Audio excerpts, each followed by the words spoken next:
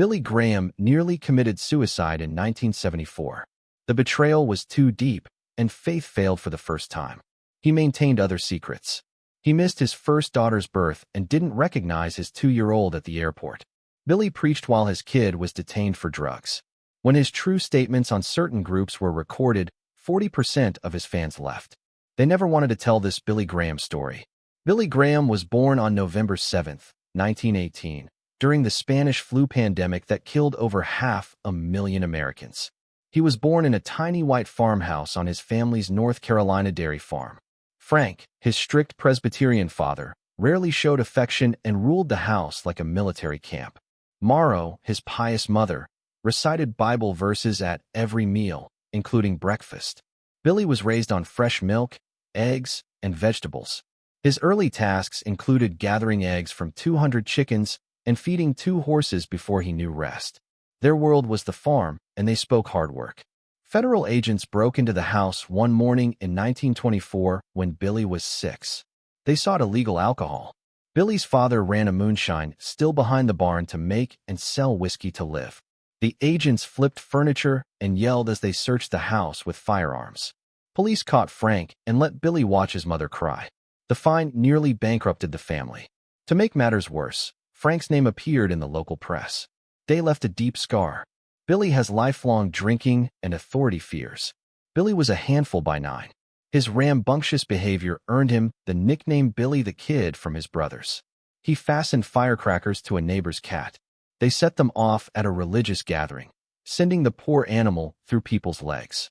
He used a rubber band to fire spitballs at luxurious feathered hats during Sunday worship. He once hit the preacher's wife. He was so energetic that his parents took him to the doctor, who prescribed more exercise and castor oil to calm him. Nothing worked. Billy never forgot what happened that year. His grandma, Mau Mau, died in his arms from a stroke. She opened her eyes, smiled, and said she saw Jesus and her late husband Ben before she died. Despite losing a limb and an eye in the Civil War, Mau Mau said Ben seemed healthy, standing behind Jesus and reaching out to her. Billy saw her peace-filled face before she died. That shook him. He was afraid of dying for years after it made heaven seem genuine. Billy was 11, and the family farm was in danger when the stock market fell in 1929. The family needed everyone since milk prices decreased overnight. Billy hand-milked 50 cows twice daily. Hours passed, leaving his hands stiff and painful. Some days, he walked almost 10 miles to deliver milk bottles across town. People didn't always pay cash. Sometimes they gave chicks or vegetables. He barely made enough to keep the farm going. But he learned to persevere no matter how difficult or hopeless things seemed.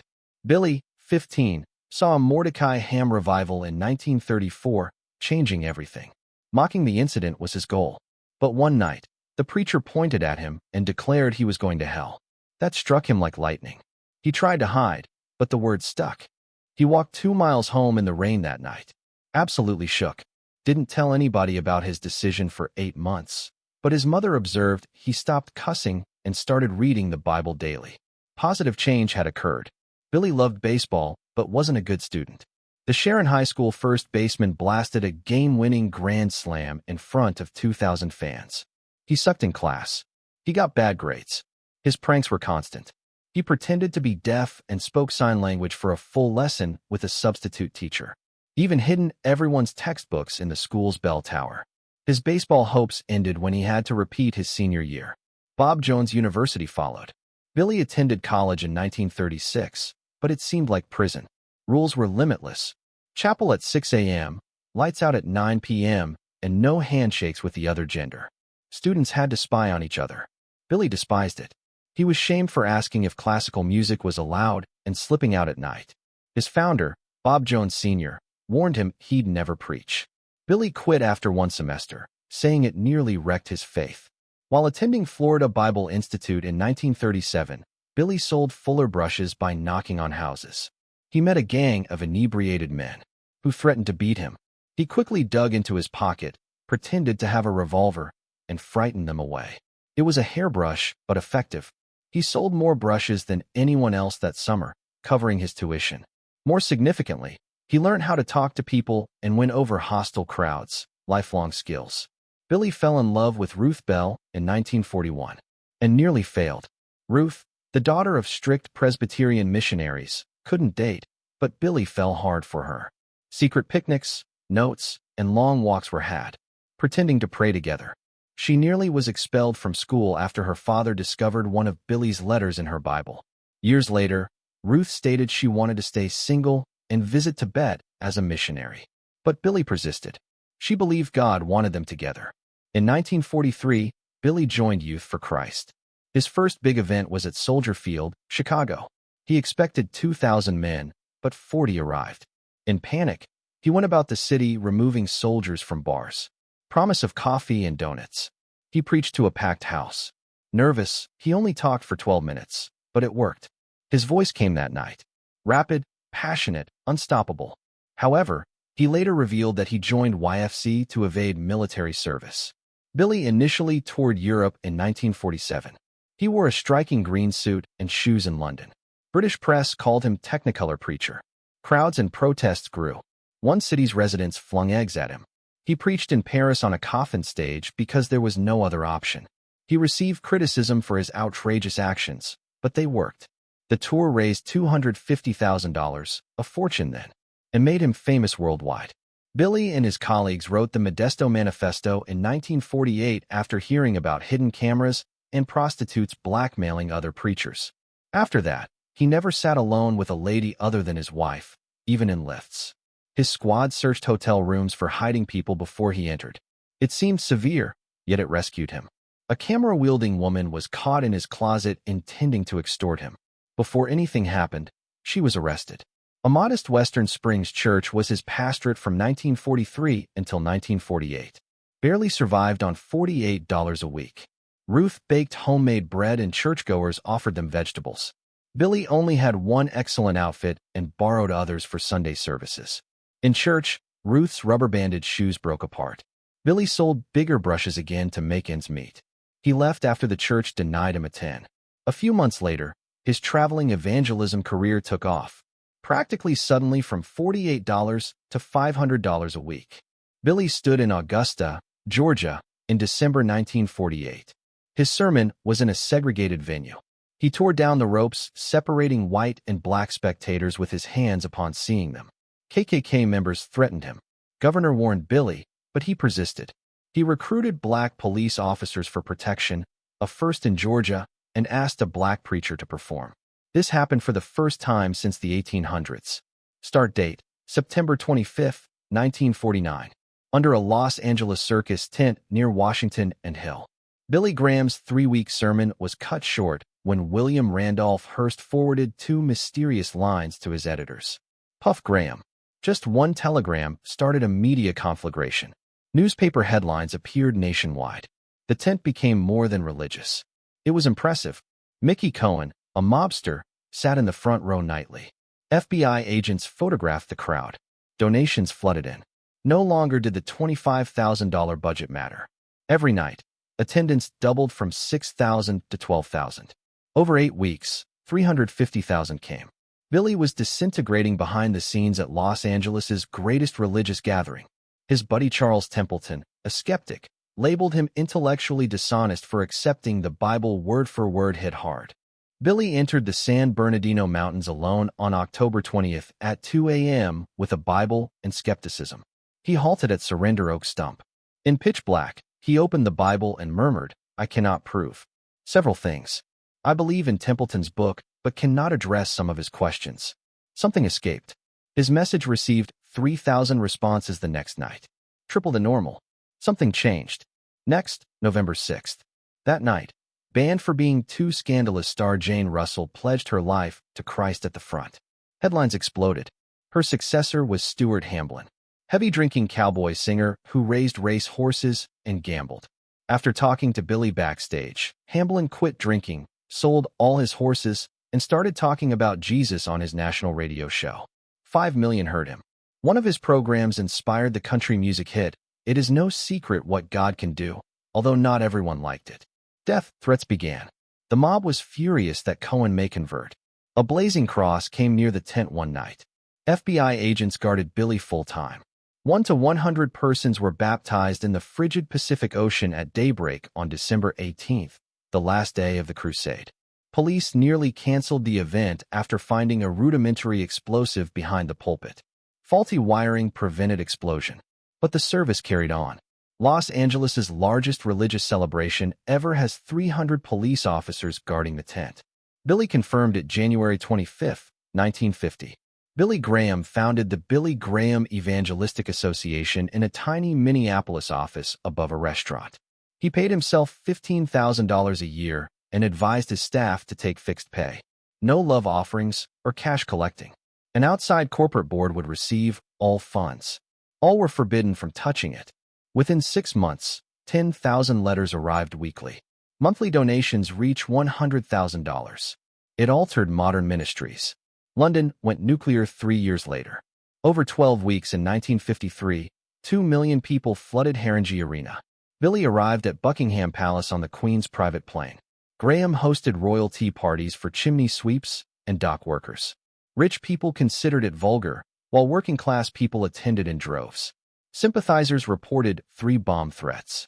Every night, Scotland Yard sent 200 undercover policemen. BBC extended transmission hours. A 19-year-old Cambridge undergraduate who would become Archbishop of Canterbury translated for Billy. Billy faced audience segregation pressure in Madison Square Garden in 1957, but he refused. At 2:30 a.m., he cut the ropes before opening night. Said, died for all races. 61,000 individuals joined his crusade, but the FBI called him a civil rights agitator. J. Edgar Hoover demanded 24/7 monitoring. Southern Baptists threatened to withdraw 2.3 million supporters. Martin Luther King Jr. quietly sat in a whites-only section on August 15th. NBC spent $100,000 to air it, more than any religious event. Billy obtained Wrigley Field in 1960, his childhood dream. Over 8 nights, 1.1 million attended. At 98 trade, no one left. All 12,000 Chicago police officers responded. 7 states were represented by 47 chartered buses. A man who thought it was a Cubs game stayed for the sermon with his beer and peanut. Billy pitched heaven like a home run. Laughter from critics. Youth attendance soared. They raised $847,000. Billy's compensation was $1. Billy faced Cold War atmosphere in Berlin's Olympic Stadium in 1966. Nightly attendance was 75,000. German lines were learnt the night before. East German authorities tried radio jamming. Stasi nabbed 847 listeners. Graham held up a Bible as stronger than the Berlin Wall. Khrushchev replied, and West Berlin's mayor offered Billy a 24-hour security squad amid credible threats. Volkswagen Beetles carried 12,000 decision cards across the border. Vietnam followed. Billy flew into Saigon on March 20, 1966, to preach to 15,000 troops. He publicly declared war on atheistic communism. He knew it was wrong by 1967, but Nixon had urged him to attend. Later, FBI records showed the CIA handed him $50,000 for morale building. He kept quiet. His voice used in propaganda films, he confirmed in 1995. His notebook showed him praying with Nixon the night before the Cambodia attack. His closeness to presidents became clear in 1970. Wore a pistachio green suit to the White House and prayed so hard with Truman that he was never welcomed back. Eisenhower's 1953 baptism. Billy also suggested that. He encouraged Ike to do it publicly during a golf game to earn evangelical support. It works. It crossed a line. Returned in 1968 when Billy sponsored 1,000 Nixon-supporting newspaper advertising with ministry monies to influence the election. Later deemed it wrong. He wrote Nixon a terrifying letter suggesting bombing North Vietnam's dikes in 1969. Nixon predicted 1 million civilian deaths. Billy knew. Supported it anyhow. Not many people noticed the 1989 memo. Billy remained unmoved by Watergate. On April 30, 1973, he called Nixon, following his first big speech, and called it one of the best. Secret tapes showed him saying he wanted to slit TV anchors who criticized the president. He suspected communist involvement in the scandal. Only after hearing the tapes did he question Nixon after 1972 dinners. 3 days of crying and vomiting followed. He lost $2.8 million in ministry donations the next year. In 1972, additional tapes plummeted. Graham informed Nixon Jews controlled media, labeled them Satan's synagogue. In 2002, the recordings disproved all he asserted about religious tolerance. He compared homosexuality to murder before 48,000 Sydney residents in 1979. Protesters halted 3 services. 8 years later, he hugged hospitalized AIDS patients in San Francisco. Some Christians labeled it betrayal. Some called it grace. He turned down a $1 million offer to lecture in apartheid South that year unless the crowd was integrated. Graham preached to 3.2 million Sealites in 1988. One night, 1.1 million gathered. Behind the scenes, he crumbled.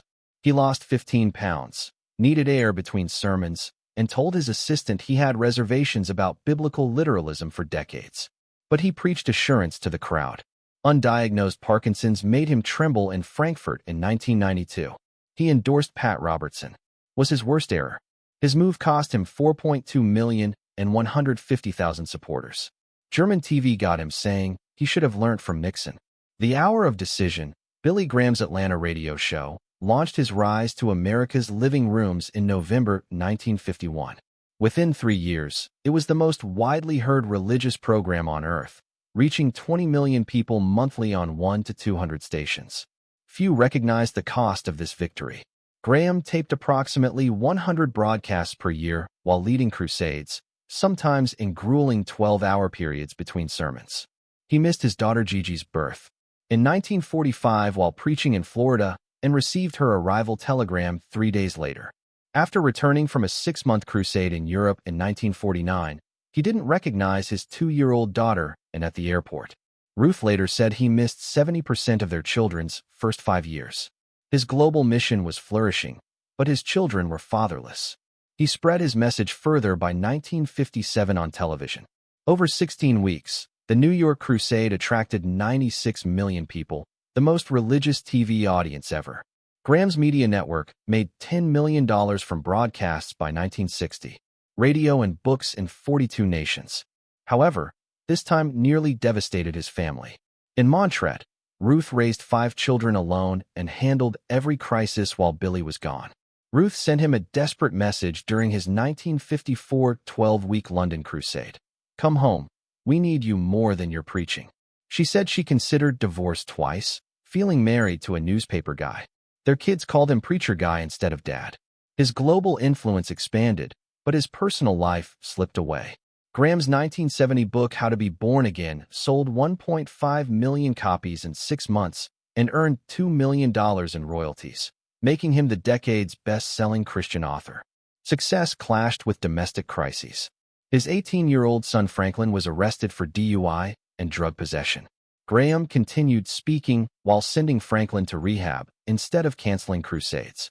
He stated at a 1972 press conference that he barely knew his son and had seen him less than 30 days since Franklin turned 13. Ruth answered by praying and preaching more. It was the clearest indicator that his powerful ministry had cost him his relationship with his children. The Soviet Union felt Graham's influence. While preaching at the 1986 Moscow Peace Conference, meeting Gorbachev for 45 minutes and addressing 50,000 Russians amid Cold War tensions.